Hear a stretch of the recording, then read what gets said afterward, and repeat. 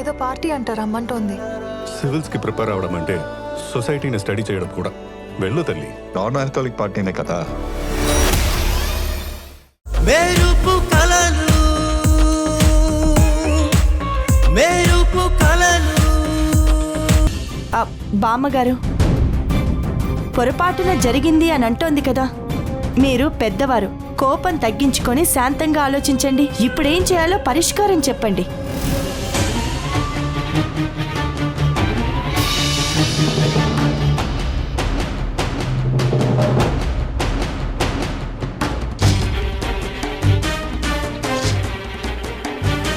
పొరపాటున జరిగిందంటుంది కాబట్టి, ఉద్దేశపూర్వకంగా జరగలేదు కాబట్టి వెలిగించిన అఖండాన్ని కావాలని కొండెక్కించడం అరిష్టం.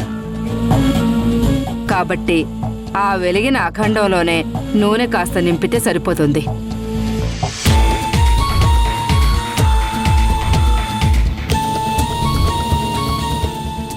నిత్య, వెళ్ళి దండం పెట్టుకుని నూనె నింపమ్మా.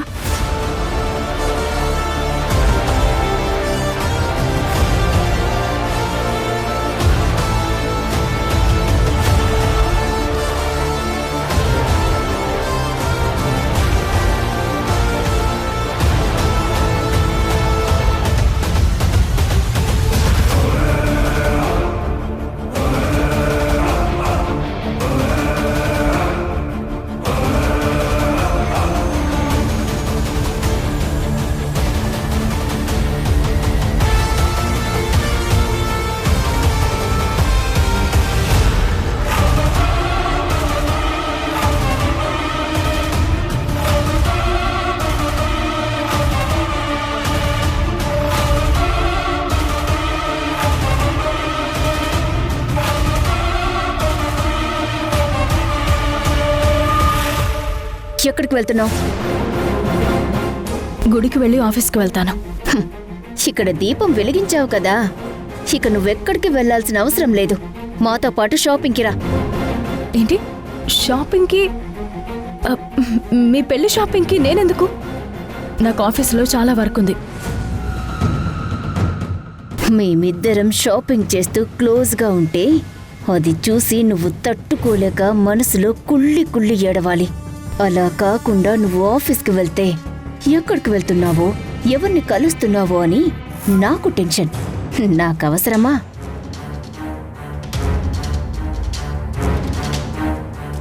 సంయుక్త, అది కాదు. వాసుతో నువ్వు ఇన్ని రోజులు క్లోజ్గా ఉన్నావు కదా.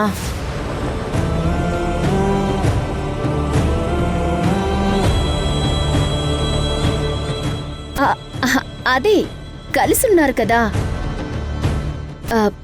నీకు అతనికి ఎలాంటి బట్టలైతే బాగుంటాయి అని నువ్వొచ్చి చూస్తే బాగుంటుంది కదా. ప్లీజ్ నా కోసం రావా?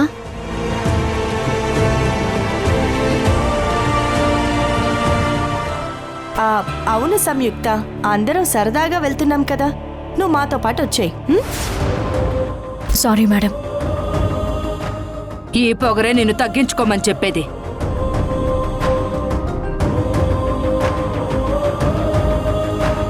ఎంతమంది అడుగుతున్నారుగా, ఎందుకే అంత బెట్టు చేస్తున్నావు?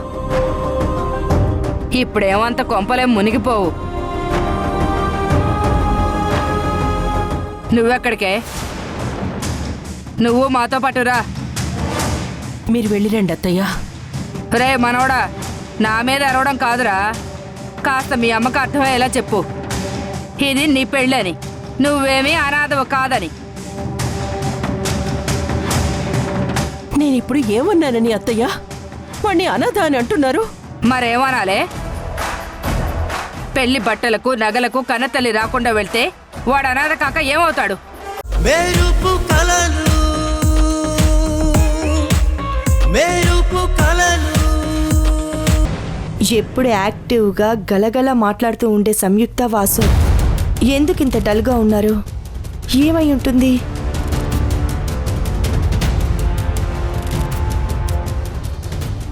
మేడం చెప్పండి. శ్రీను, మీ మేడం చాలా డల్గా ఉన్నారు, ఏమైంది? ఈ మధ్య రోజు ఇలాగే ఉంటున్నారు మేడం, ఎందుకో అర్థం కావట్లేదు. ఈ మధ్య అంటే?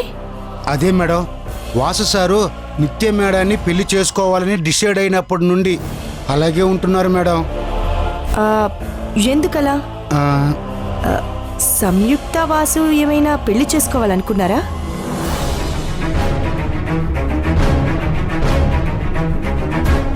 పర్లేదు చెప్పు శ్రీను. వాళ్ళు పెళ్లి చేసుకోవాలి అనుకున్నారో లేదో తెలియదు కానీ వాళ్ళిద్దరిని చూసిన ప్రతి ఒక్కరూ వాళ్ళు పెళ్లి చేసుకుంటారు అనుకునే వాళ్ళు మేడం. అంత క్లోజ్గా ఉండేవాళ్ళు వీళ్ళు. పైగా ఒకరంటే ఒకరికి మంచి అండర్స్టాండింగ్ ఉండేది మేడం. ఒకసారి అయితే మేడం సమిత్య మేడం వాళ్ళ ఫ్రెండ్ రూపా గారి ప్రేమని గెలిపించి పెళ్లి చేయటానికి మేమంతా వెళ్తున్నాం మేడం. అప్పుడు కారులో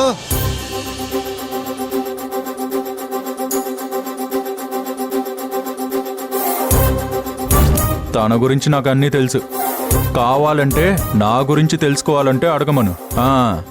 అవసరం లేదు, నాకు కూడా అన్నీ తెలుసు. అబ్బా,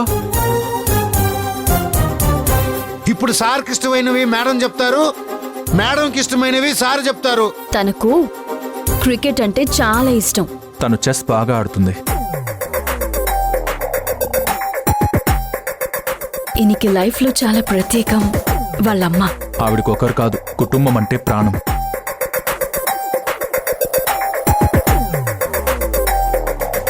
ఈయనకి గులాబ్ జామ్లో ఐస్ క్రీమ్ తినడం అంటే ఇష్టం, నాకు జిలేబీ ఇష్టం. అదేంటి, నీకు పూతరేకులంటే ఇష్టం కదా? లేదు, నాకు స్వీట్స్లో ఇష్టాలు మారుతూ ఉంటాయి. మరి అప్డేట్ ఇవ్వాలి కదా మరి.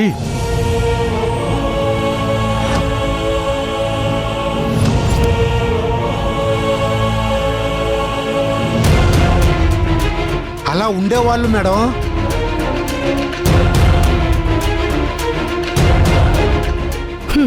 అయితే వాళ్ళిద్దరి మధ్య అండర్స్టాండింగ్ ఇంకా అలాగే ఉందో లేదో తెలుసుకుందాం. ఎలా మేడం? నువ్వు వెళ్ళి కొన్ని ఏర్పాట్లు చేయి, మిగతావి నేను చూసుకుంటాను. ఆ, ఆ.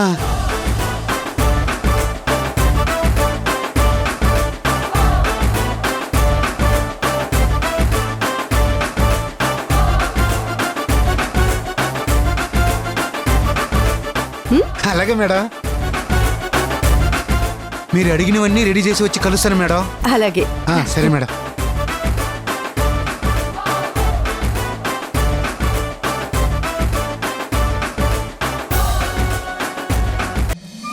మేడం మీరు చెప్పినవన్నీ రెడీ చేసినాను మేడం. సరే, అందరినీ ఒకసారి నా క్యాబిన్లోకి రమ్మను. అలాగే మేడం.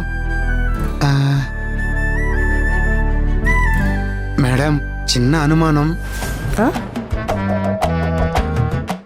వచ్చిందిగా, ఇంకా ఆలస్యం ఎందుకు, అడిగే. మేడం ఇప్పుడు ఈ గేము నిత్య మేడం సమిత్య మేడం వాసు సార్తో ఆడించాలనుకుంటున్నారు, కానీ వాళ్ళు మాత్రమే ఎలా ఆడతారు మేడం? మరి మిగతా వాళ్ళు? మెరుపు కలలు మెరుపు కలలు. నేను చెప్తాను మేడం. గుడ్, చెప్పు. పెళ్లి అనేది ఇద్దరి మనసులు కలిసి ఉండడానికి మన పెద్దవాళ్ళు ఏర్పాటు చేసిన ఒక పద్ధతి మేడం. పూర్వకాలంలో విచ్చలవిడితనాన్ని దూరం చేయడానికి పెళ్లి అనే ఒక సంప్రదాయాన్ని ఏర్పాటు చేశారు. దానివల్లనే మనకి కుటుంబాలు స్టార్ట్ అయ్యాయి.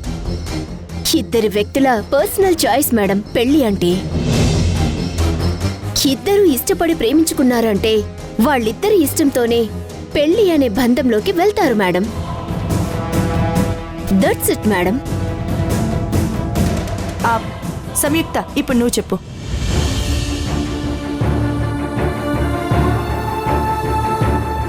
ప్రేమ అనేది ఇద్దరిష్టం మేడం, కానీ పెళ్లి అనేది రెండు కుటుంబాల కలయిక. ప్రేమించిన వాళ్ళు దూరం అయితే ఆ ప్రేమికులు మాత్రమే బాధపడతారు, కానీ పెళ్లి అనే బంధమే ఫెయిల్ అయితే మన చుట్టుపక్కల ఉన్నవాళ్ళు, మన అనుకునే వాళ్ళు, మన వాళ్ళందరూ ఇంపాక్ట్ అవుతారు.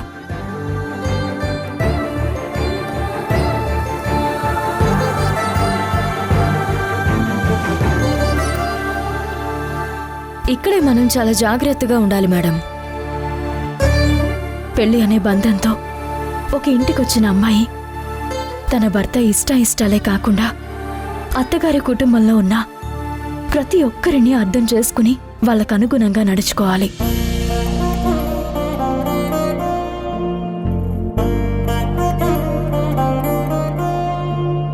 ప్రేమలో చనువు ఉంటే పెళ్లిలో బాధ్యత ఉంటుంది.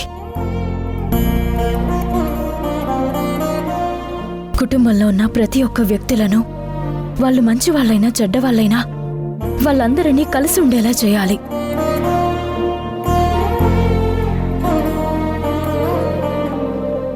అమ్మాయి మెడలో కట్టే తాళి ఎలా ఉండాలంటే అన్ని కర్రలను కలిపి కట్టే తాడులా ఉన్నప్పుడే కుటుంబం కలిసి ఉంటుంది.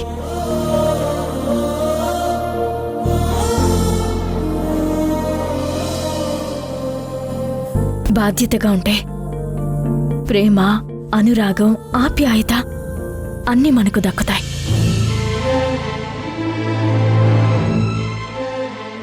తను చెప్పినట్టు జరగాలంటే మనల్ని నమ్మి 20 సంవత్సరాలు యువరాణిలా ఉన్న అమ్మాయి మన ఇంటికొస్తుందంటే ఆ అమ్మాయికి మహారాణి స్థానం ఇవ్వాలి. అలా ఇచ్చినప్పుడే ఆ ఇల్లు తన రాజ్యం, తన వాళ్ళందరూ ఆనందంగా ఉండాలని కోరుకుంటుంది.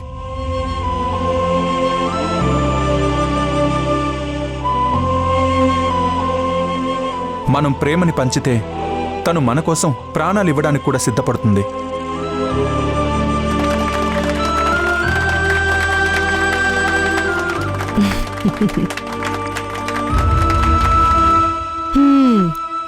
ఇప్పుడు ఎవరు గెలిచారో నేను చెప్పనక్కర్లేదు, మన స్టాఫే చెప్తారు.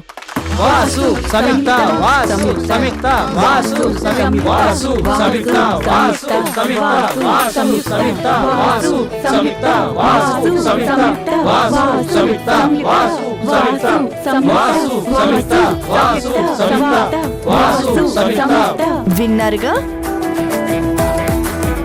ఈ గేమ్లో ఒక్కరు కాదు, ఇద్దరు గెలిచారు. మీ మధ్య ఉన్న అండర్స్టాండింగ్ సూపర్. మేడం, మనం అనుకుంటున్నట్టు వాసు సంయుక్తలిద్దరికీ 1 నెల శాలరీ బోనస్గా ఇవ్వండి. Congratulation madam. Congratulation sir. Congratulations congratulation sir. వెళ్ళండి. Congratulations congrats madam.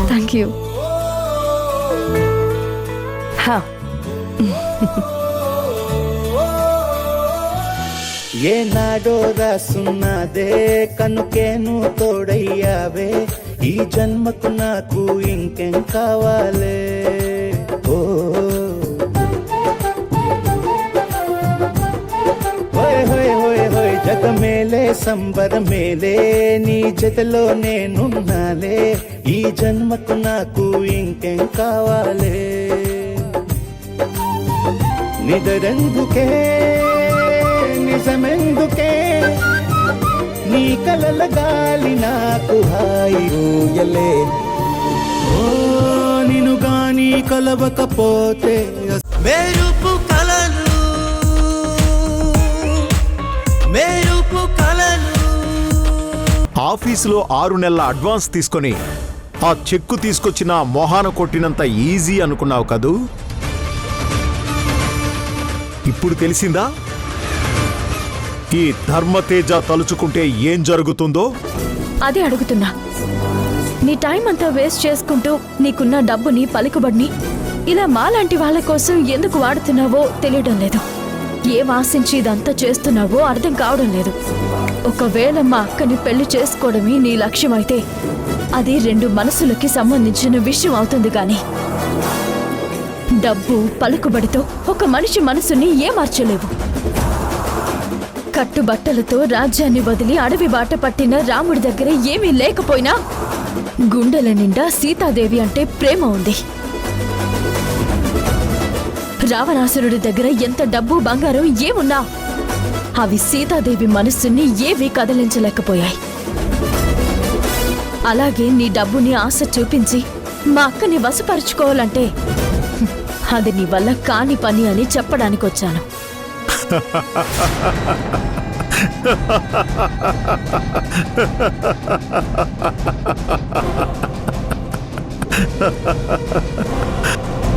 మాలాంటి వాళ్ళ అవసరాలు పరిస్థితులను బట్టి మారిపోతుంటాయి సంయుక్త.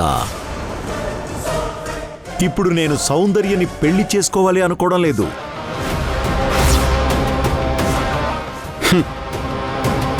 అది నా లైఫ్లో ముగిసిపోయిన గతం. దాన్ని నేను మర్చిపోయాను. నువ్వు మర్చిపో.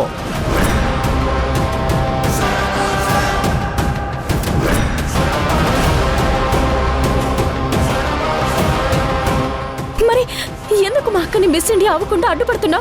నీకేం అవసరం? చెప్తాను, క్లియర్గా చెప్తాను, విను.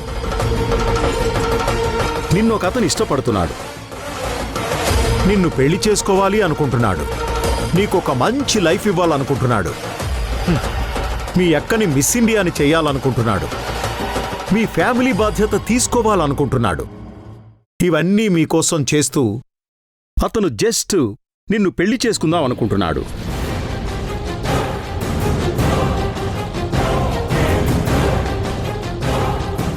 అబ్బాయి కూడా నాలాగా పెద్దవాడు కాదు. యంగ్ అండ్ డైనమిక్ అందగాడు, డబ్బున్నవాడు. నీకింతకన్నా మంచి సంబంధం రాదు. చూడు సంయుక్త, నువ్వు మీ బావని ప్రేమిస్తున్నావని అందరూ అనుకుంటున్నారు బయట. కానీ మీ బావ ఏం చేస్తున్నాడు? నిత్య అనే అమ్మాయిని పెళ్లి చేసుకోబోతున్నాడు. సో నీ ప్రేమకక్కడ శుభం కార్డు పడ్డట్టే.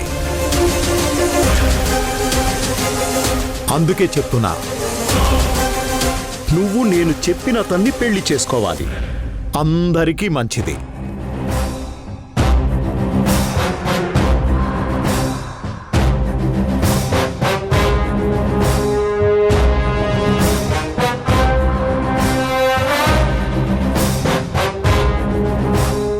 ముఖ్యంగా మీ నాన్నగారి కోరిక ప్రకారం మీ అక్క పెళ్లి చేయాలంటే తను మిస్ ఇండియా అవ్వాలి. మిస్ ఇండియా అవ్వాలంటే నా హెల్ప్ కావాలి. నా హెల్ప్ కావాలంటే నువ్వు ఈ పెళ్లి చేసుకొని తీరాలి.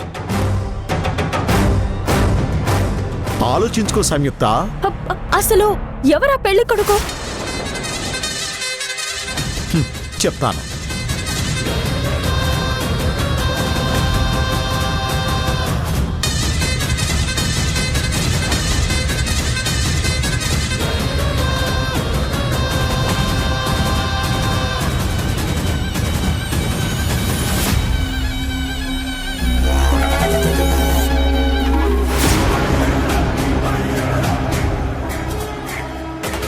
మెరుపు కలలు, మెరుపు కలలు. ఆగు. అసలు నీకు బుద్ధి జ్ఞానం ఉందా? ఉదయాన్నే ఎక్కడికి వెళ్ళిపోయావు? నిన్నెక్కడైనా వెతకాలి. ఫోన్ చేస్తుంటే ఫోన్ కూడా లిఫ్ట్ చేయడం లేదు. ఎక్కడికి వెళ్ళిపోయావో ఏమైపోయావో తెలియక అక్కడ అమ్మ, ఇక్కడ రోడ్ల మీద నేను వెతుకుతూ ఉన్నాను. ఎంత టెన్షన్ పడుతున్నావో తెలుసా నీకు? నా గురించి ఎందుకంత టెన్షన్ పడుతూ వెతకడం? నేనేమైనా చిన్నపిల్లనా? నా గురించి నేను చూసుకోగలను. అనవసరంగా నా గురించి ఎక్కువగా ఆలోచించి టెన్షన్ తీసుకోకు. ఏయ్, ఎందుకలా పిచ్చిదానిలా బిహేవ్ చేస్తున్నావు? బయట మన శత్రువులు ఎప్పుడు అవకాశం దొరుకుతుందా అని ఎలా ఎదురు చూస్తున్నారో నీకు తెలీదా? ఇలా ఒంటరిగా ఎక్కడ పడితే అక్కడ తిరుగుతూ ఉంటే రేపేదైనా ప్రమాదం జరిగితే ఎలా? నన్ను నేను ఎలా కాపాడుకోవాలో నాకు తెలుసు.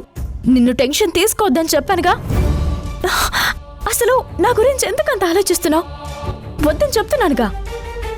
అంతగా కావాలంటే నీ గురించి, నీ కాబోయే భార్య గురించి, నీ కుటుంబం గురించి ఆలోచించు. అర్థమైందా? ఏమన్నావు? నా కుటుంబం గురించి ఆలోచించాలా? అంటే నువ్వు నా కుటుంబం కాదా? ఏయ్,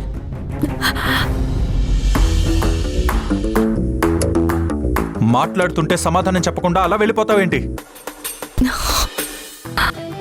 నేను వెళ్ళాలి. చేయి వదులు.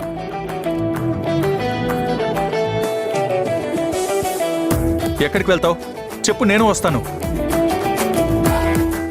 ఏం అవసరం లేదు. నేను వెళ్తాను. చేయి వదులు. ఎక్కడికి వెళ్తున్నావో చెప్పేంత వరకు నిన్ను నేను వదలను.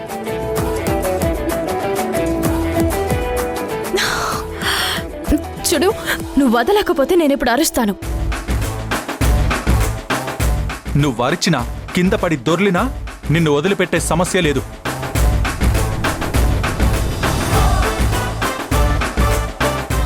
అరే వదలమని చెప్తున్నాను కదా, అర్థం కావట్లేదా? వదలు, నేను వెళ్ళాలి. వదలను వదలను వదలను. అరే నువ్వు నాకు సమాధానం చెప్పేంత వరకు వదలను. ఏంటి చెప్పేది? వదలను వదలను. ఎందుకలా మూర్ఖంగా మాట్లాడుతున్నావు? ఏంటి గొడవ? ఏంటమ్మా ఏంటి గొడవ? ఏం లేదు, మీరు వెళ్ళండి. అదేంటి నువ్వు ఆ అమ్మాయి చేయి పట్టుకున్నావు? తను వదులు అంటే నువ్వు వదలట్లేదు. మొత్తం మేం గమనిస్తూనే ఉన్నాం. ఆ అమ్మాయిని ఏడిపిస్తున్నావా? నేను అమ్మాయిని ఏడిపించడం ఏంటి? ఈవిడ మా మామయ్య కూతురు. ఏంటమ్మా ఇతను చెప్తుంది నిజమేనా? ఇతను నీకు తెలుసా?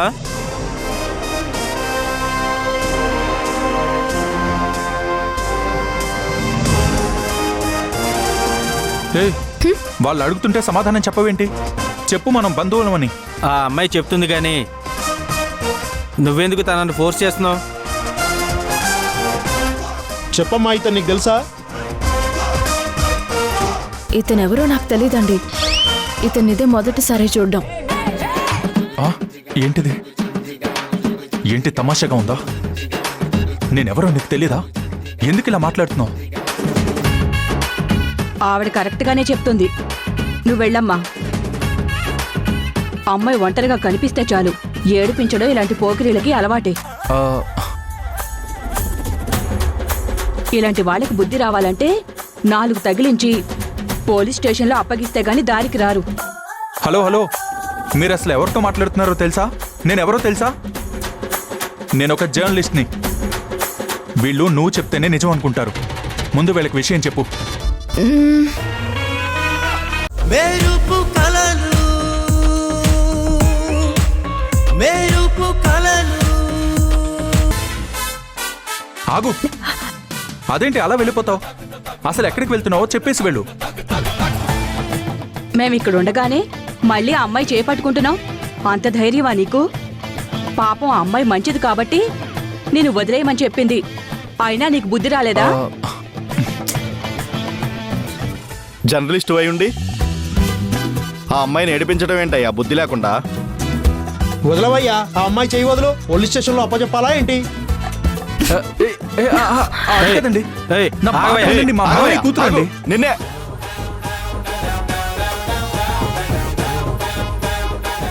ఆ అమ్మాయి వద్దన్నా సరే నిన్ను పోలీస్ స్టేషన్ తీసుకెళ్లేదాకా మాట వినేలా లేవు.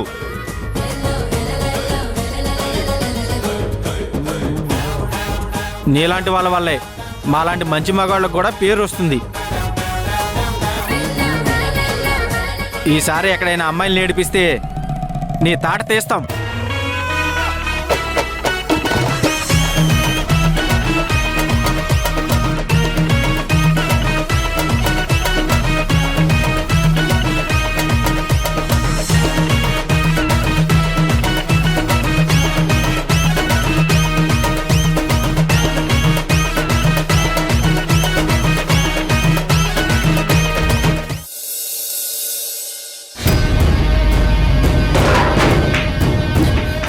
రాను రాను మీ అబ్బాయికి బాధ్యత లేకుండా పోతుందాంటీ.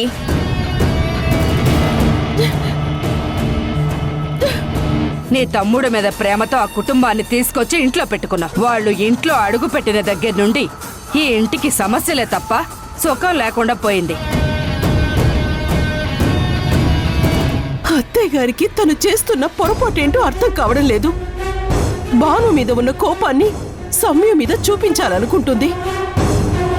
ప్రేమించిన అమ్మాయిని పెళ్లి చేసుకోకపోతే తన మనవడు కూడా జీవితాంతం బాధపడతాడు అని అర్థమే చేసుకోవట్లేదు. నేనేదో నా తమ్ముడి కుటుంబానికి సాయం చేయాలన్న ఉద్దేశంతో ఇదంతా చేస్తున్నాను అనుకుంటుంది. వాసుకి ఇష్టం లేకుండా నేను మాత్రం ఏం చేయగలను? బయటికి వెళ్ళిన మనుషులు ఇంట్లో ఒక పిచ్చిది ఉంది అని అది ఎదురు చూస్తూ బాధపడుతూ ఉంటుంది.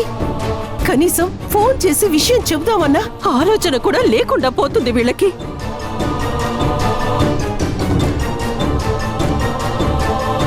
అవును, వాళ్ళు ఫోన్ చేసే వరకు నేనెందుకు ఎదురు చూడాలి?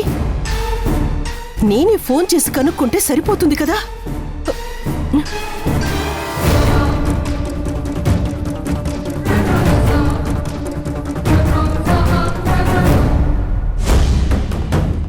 చెప్పమ్మా, ఇతను నీకు తెలుసా? ఇతనెవరో నాకు తెలీదండి. ఇతనిదే మొదటిసారి చూడ్డం. ఏమైంది ఈవిడికి? నన్ను ఇలా ఇరికించేసిందేంటి? నేనెవరో తెలియదని చెప్పింది. వాళ్ళు వెళ్ళిపోయారు కాబట్టి సరిపోయింది. లేదంటే నా పరిస్థితి ఏంటి?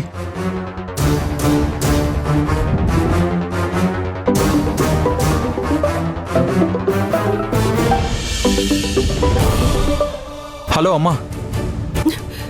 ఎక్కడున్నారా? ఏమైపోయారు? ఇంట్లో నుండి వెళ్ళిన వాళ్ళు వెళ్ళినట్టే ఉండిపోతే ఇంట్లో ఉన్న నాకు విషయం తెలియక ఎంత కంగారుగా ఉంటుంది. ఉదయాన్నే సంయుక్త పిలుస్తున్నా పలక్కుండా వెళ్ళిపోయింది. సంయుక్తని వెతుక్కుంటూ వెళ్ళిన నువ్వు అటే ఉండిపోయావు. అమ్మా, నేను నీకు ఫోన్ చేద్దాం అనుకున్నాను, కానీ ఏదో పనిలో ఉండి మర్చిపోయాను. నీ మేనకోడలు కనిపించింది, నువ్వేం కంగారు పడకు. ఉదయాన్నే ఎక్కడికి వెళ్ళిందంటారా వాసు? అంత ఈజీగా చెప్తే నీ మేనకోడలు ఎందుకు అవుతుందమ్మా? ఇంటికొస్తుంది కదా, అప్పుడు నువ్వే అడుగు.